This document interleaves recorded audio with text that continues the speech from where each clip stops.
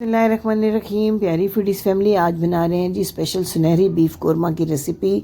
बहुत ही मज़ेदार ये इंडियन स्टाइल रेसिपी है, जिससे कि एक बिल्कुल न्यू फ्लेवर जो है आप बीफ कोरमे के अंदर विटनेस करेंगे। मलाई की तरह गला हुआ गोश्त और इसके स्पेशल मसालों की एक ख़ास खुशबू, ख़ास कलर, ये सुनहरा कोरमा जो है आपके दस्तरखान की शान बनेगा।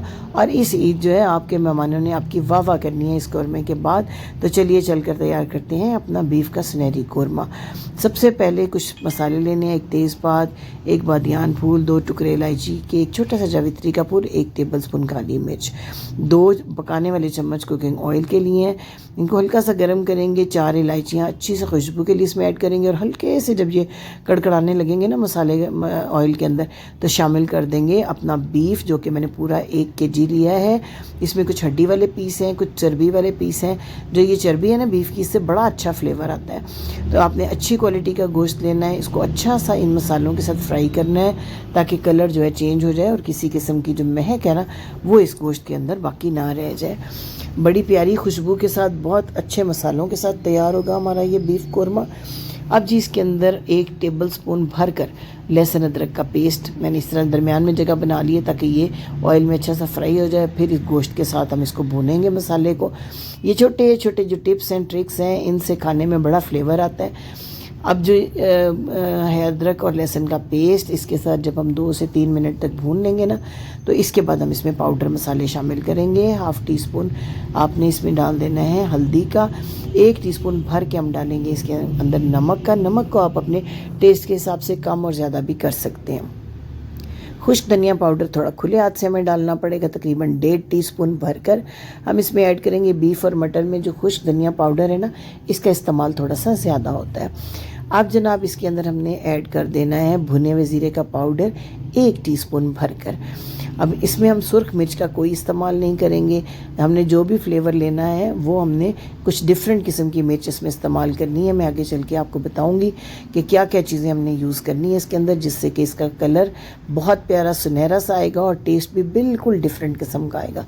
अब इन मसालों के साथ थोड़ा सा भूनने के बाद हमने ले लेनी है 8 अदद हरी मिर्चें, जो तीखी वाली लंबी मिर्च होती है ना बारीक, वो, और इसको इस तरह चॉप करके इस गोश्त के अंदर ऐड करना है। और इसके साथ भी हमने 1 मिनट तक फ्राइंग करनी है, ताकि इन मिर्चों का फ्लेवर भी अच्छे से जो है वो गोश्त के अंदर आ जाए। यहाँ तक इस रेसिपी में मेरे साथ है तो रेसिपी को लाइक कर दीजिए और चैनल को सब्सक्राइब करके बेल आइकन को प्रेस करना भी ना भूलिएगा, ताकि हमारे आने वाली वीडियोस का नोटिफिकेशन भी आपको बर वक्त मिल सके। अब जी मैंने 2 मीडियम साइज़ के ये प्याज फ्राई करके रखे हुए थे, जिनको कि मैंने इसके अंदर ऐड कर दिया है। आप जो रेडीमेड ब्राउन प्याज है वो भी यूज़ कर सकते हैं। बेहतर है कि घर में फ्रेश जो है प्याज, उसको इस तरीके से तल के रख लें और उसको शामिल करना है यहाँ पर इस गोश्त के अंदर। और इस गोश्त के साथ इस प्याज को भी हमने 1 आध मिनट तक फ्राई करना है। चूँकि ये ऑलरेडी कुकड है तो हमें इसको ज़्यादा फ्राई करने की ज़रूरत नहीं पड़ेगी। मुसलसल आपने फ्लेम को मीडियम रखना है। 1 मिनट तक फ्राई करने के बाद दही ऐड करेंगे। 1 कप अच्छी तरह फेंट के फ्रेश दही बिल्कुल लो फ्लेम करके और उसके अंदर ऐड कर देना है गोश्त के अंदर।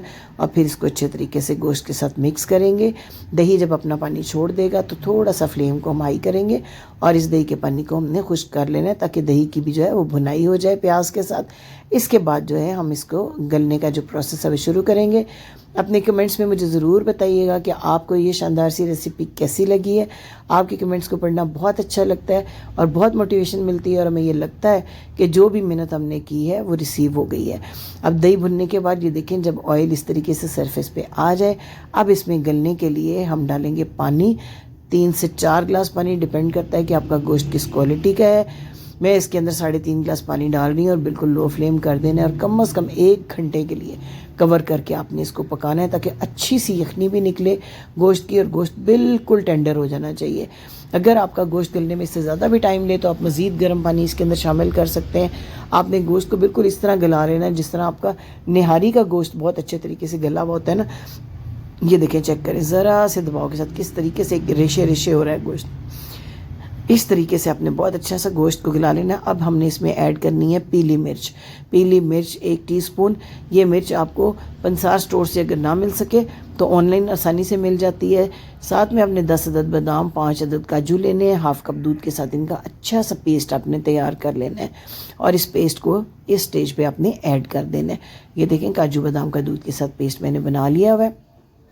आमतौर पर ये पीली मिर्च जो है हमारे KPK के सूबे में मिलती है या ऑनलाइन आपको मिल जाती है, स्टोरों से ज़रा मुश्किल मिलती है। तो इस मिर्च के असूल के लिए आपको ऑनलाइन ही मंगवाना पड़ेगी। तो इसका कलर, इसका फ्लेवर बिल्कुल डिफरेंट आता है।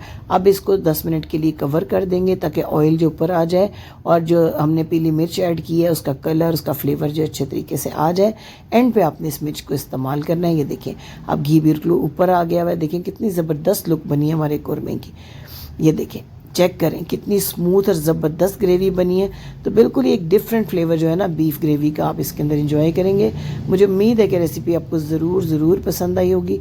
आपने मुझे अपने कमेंट्स में ज़रूर बताना है। इससे पहले भी बीफ कोरमे की, बीफ कढ़ाई की जो रेसिपीज़ मैंने आपको दी, मुझे बहुत अच्छा रिस्पांस मिला, आपकी तरफ से बहुत तारीफ़ी कमेंट्स मिले।